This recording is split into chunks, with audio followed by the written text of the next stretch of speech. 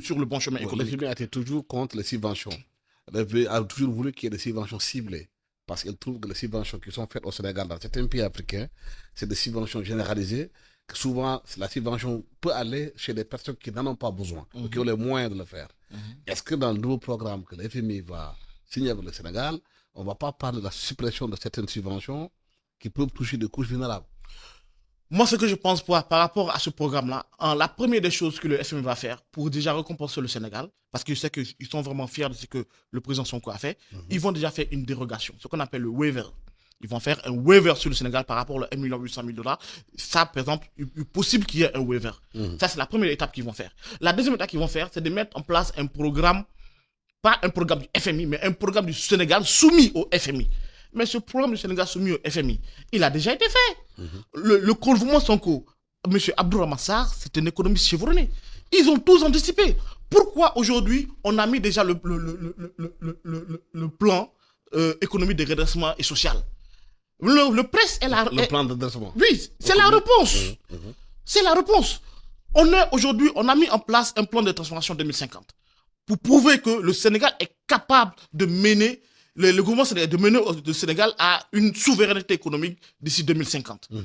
Mais par rapport à ce plan-là, il fallait prouver aujourd'hui que même si on est venu sur place, on a eu des problèmes, on doit être capable, nous les Sénégalais, de pouvoir régler nos problèmes en interne. Parce qu'au lieu de pour éviter l'ajustement structurel, Mhm. comme ce que tout le monde dise, il fallait déjà prouver la capacité du Sénégal à régler ses problèmes de manière endogène. Cause pour laquelle on a mis en place ce prêt. Le, le prêt aujourd'hui a prouvé qu'on peut, avec les statistiques et les perspectives, aujourd'hui aller vers une convergence de 3% d'ici 2028 sur le déficit, a aussi prouvé que on peut aujourd'hui résorber cette dette-là jusqu'à hauteur de 90% d'ici 2028. Mhm. Et ce plan-là a déjà commencé à être déployé. Donc le FMI ne peut rien faire que ça. Après avoir constaté la transparence, après avoir constaté le Sénégal comme pays lancé dans l'aide, après avoir accepté la leçon que le Sénégal a donnée aujourd'hui à tout l'échiquier mondial de l'économie, il ne peut faire qu'une seule chose, c'est d'accompagner le Sénégal vers une meilleure inclusion économique et financière. Vous pensez que le plan que le FMI va travailler avec le Sénégal, il n'y aura rien d'ajustement structurel dans ce plan? Il n'y aura rien de restrictif par rapport au Sénégal? On n'a pas besoin de faire d'ajustement structurel parce que l'ajustement structurel est déjà résolu par le prêt. Parce qu'aujourd'hui, si le Sénégal laissait le FMI nous proposer un plan d'ajustement structurel, tout ce que les Sénégalais craignaient, on ira là-dessus. Il y aura des coupures sur les subventions de l'électricité, l'électricité va devenir chère. Aujourd'hui, si on nous propose aussi un plan d'ajustement structurel, il y aura des restrictions par rapport à l'emploi des fonctionnaires et tout ça. Donc, il y aura aujourd'hui l'éducation va en pâtir. Mais donc, un pays qui se dit souverain, qui se dit que je veux, on prône la souveraineté, on ne doit pas accepter qu'on nous commande ou qu'on nous dicte ce qu'on doit faire. C'est pour ça qu'on a pris les devants bien avant.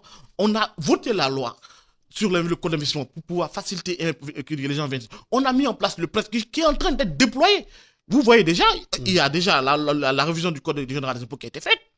Hein? Il y a la loi sur, comment dirais-je, le retail qui a été faite. Donc il y a beaucoup de choses qui ont été déjà mises en place. Ce plan de redressement a commencé déjà à fonctionner.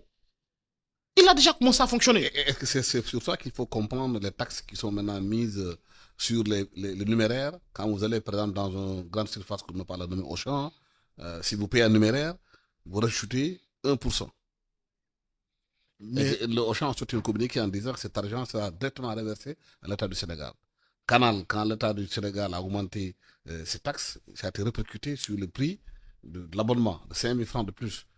Quand vous achetez un terminal au niveau de la Sonatel aujourd'hui, au Orange, vous payez 18% de TVA de plus.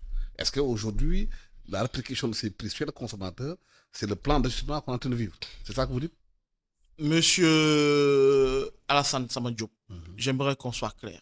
Ah, mais je voudrais que ce soit clair. C'est Oui. pour ça que je pose des questions. Le Sénégal doit 7 milliards de dollars. Bien sûr. Le Sénégal, aujourd'hui, est à 14% de déficit. 132% de, comment dirais-je, Le PIB. oui, à 132% de son PIB. Monsieur, qui doit payer? Je pose la question. Non, qui doit payer, dites-moi. Je pose la question. Aujourd'hui, le problème de Macky Sall, Mhm. qu'il a créé, il ne l'a pas créé pour lui. Il l'a créé pour le Sénégal. C'est nous les Sénégalais qui devons payer. C'est nous qui devons prouver notre capacité à payer. Il n'y a aucun pays étranger qui va venir payer à notre place. C'est clair. C'est toi aujourd'hui, en tant que directeur de ITV, Nous qui tous. dois ponctionner dans ton truc pour payer. Aujourd'hui, qu'est-ce qui s'est passé avec le fonds Covid? Qui a contribué au fonds Covid? Ce n'est pas les Sénégalais. Bien sûr. Les Sénégalais n'ont pas pris leur argent pour financer le fonds Covid. Oui, ça c'était pour lutter par rapport à une pandémie. Mais aujourd'hui, on parle aujourd'hui que votre pays risque d'aller en faillite. Le Sénégal risque d'être mis en tutelle. Les Sénégalais doivent arrêter ce faux débat-là. Les Sénégalais doivent savoir qu'aujourd'hui, on doit se serrer la ceinture. Ces crises sociales qui veulent lever, tout ça, on doit se serrer la ceinture et se dire que c'est plus urgent aujourd'hui là où nous sommes que le Covid. On a beaucoup plus à payer. Plus de 4 000 milliards.